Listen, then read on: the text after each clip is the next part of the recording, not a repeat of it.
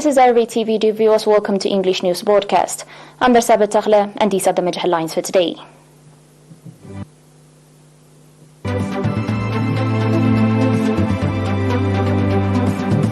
Encouraging employment opportunities in Anseba region. Commendable pre- and postnatal treatment in Hashisha Health Station.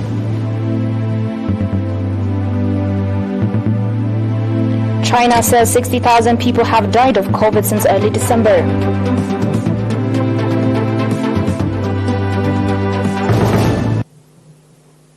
On your local report, the Ministry of Labour and Social Welfare branch in Anseba region reported that in 2022, commendable effort has been exerted in creating employment opportunities.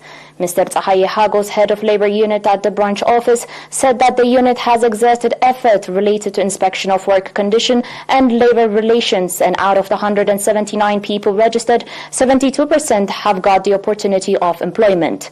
Mr. Tsahaye went on to say that the unit, alongside its regular activities, has organized vocational training programs to 40 disadvantaged citizens. Mr. Tsahaye also said that in 2022, out of the 184 labour cases, 95% have been resolved through mutual understanding, and 3.4 million mafia compensation has been paid to 200 workers. Mr. Tsahaye further noted that strengthening inspection service, encouraging labour conflict resolution through mutual understanding, as well as conducting awareness-raising activities are among the main activities for 2023. The head of Hashisha Health Station, Nurse Mansoor Abu Bakr, reported that the health station is providing commendable pre- and postnatal treatment. Nurse Mansoor went on to say that the problem of water pipelines and solar system has been resolved, and that it has contributed to the commendable health service provision to the public. Nurse Mansoor also said that as a result of sustainable awareness-raising activities, the community-based environmental sanitation program has reached to over 70%, and that the prevalence of communicable diseases has significantly declined. The residents, on their part, commending the health service provision that are being provided by the health station, expressed readiness to sustainably carry out community-based environmental sanitation activity.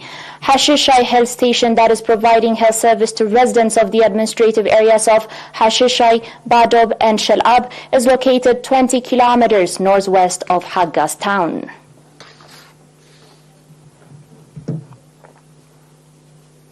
On your last local report, the residents of Aznad Administrative Area Asmat Subzone carried out environmental sanitation activity at the Asmat Health Center.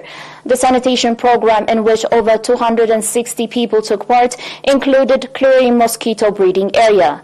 Nurse Bayena Obasilase, head of the health center, said that the sanitation program will continue with strong participation of members of the health center and administration and other partners. Mr. Omar Mohammed Ali, administrator of the administrative area, on his part commended the strong participation of women in the program.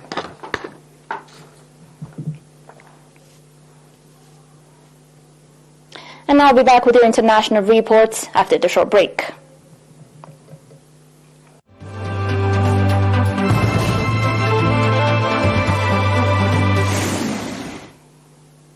Welcome back. Close to 60,000 people have died of COVID in China since the country abandoned its tight zero COVID policy in early December. A medical official from the National Health Commission told a press conference in Beijing on Saturday. Head of the National Health Commission's Medical Affairs Department said China recorded 59,938 COVID-related deaths between December 8 and January 12. Of those deaths, 5,503 came from respiratory failure caused by COVID infections, and 54,435 were people infected with COVID, as well as underlying diseases such as cancer and cardiovascular diseases. China has previously listed only those COVID patients who succumbed with respiratory failure as having died of COVID. In the month after December 8, China reported only 37 deaths from local COVID cases, according to figures released on the Chinese Center for Disease Control and Prevention website. The WHO and the United States have accused China of underrepresenting the severity of its current outbreak, while top global health officials have also urged Beijing to share more data about the explosive spread of COVID in China, where reports have emerged of overwhelmed hospitals and funeral homes. On today's last report, Italian police have arrested Matteo Messina Denaro, the country's most wanted mafia boss, who had been on the run since 1993, swooping on a private hospital in the Sicilian capital Palermo, where he was undergoing treatment.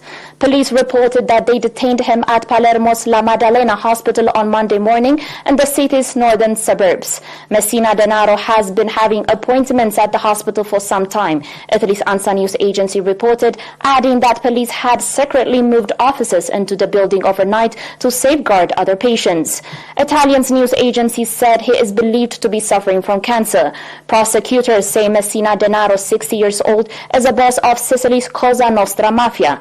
He had been sentenced in absentia to a life term for his role in the 1992 murders of anti-mafia prosecutors Giovanni Falcone and Paolo Borsellino. Messina Denaro also faces a life sentence for his role in bomb attacks in Florence, Rome and Milan, which killed 10 people the following year. Italian Prime Minister Giorgia Meloni hailed the arrest as, quote-unquote, a great victory for the state that shows it never gives up in the face of the mafia. You're still watching ERi-TV, the viewers, and now recap of today's major headlines.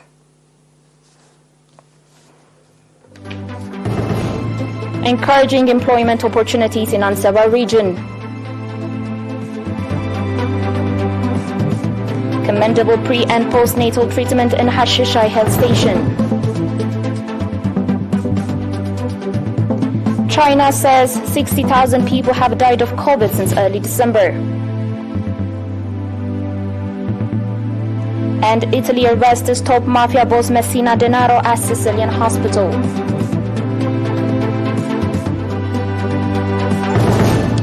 Dear viewers, thanks for watching and do stay for the remaining of our programs.